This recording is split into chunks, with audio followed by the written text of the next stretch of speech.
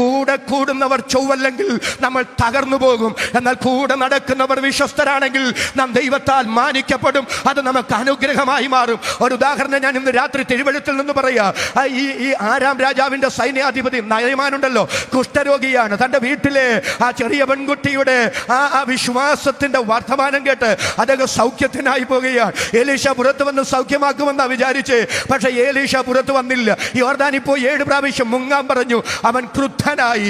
അർബാനയും ബർപ്പരും പോലെ തെളിഞ്ഞ വെള്ളമുള്ള എന്റെ നാട്ടിലെ നദിയിൽ എനിക്ക് മുങ്ങരുതോ എന്ന് പറഞ്ഞ് അവൻ ക്രുദ്ധനായി മടങ്ങിപ്പോകുമ്പോ കൂടെ നടന്നവർ ചൊവ്വുള്ളവരായിരുന്നു, കൂടെ നടന്നവർ ആത്മാർത്ഥതയുള്ളവരായിരുന്നു. ആ ഭൃത്യന്മാര് പറയുകയാണ്, എന്റെ പൊന്നജമാനനെ 7 പ്രാവശ്യം മുങ്ങാനല്ലേ പറഞ്ഞുള്ളൂ, മുങ്ങിക്കൂടെ? സൗഖ്യമായാൽ അതത്ര നല്ലതാണ്.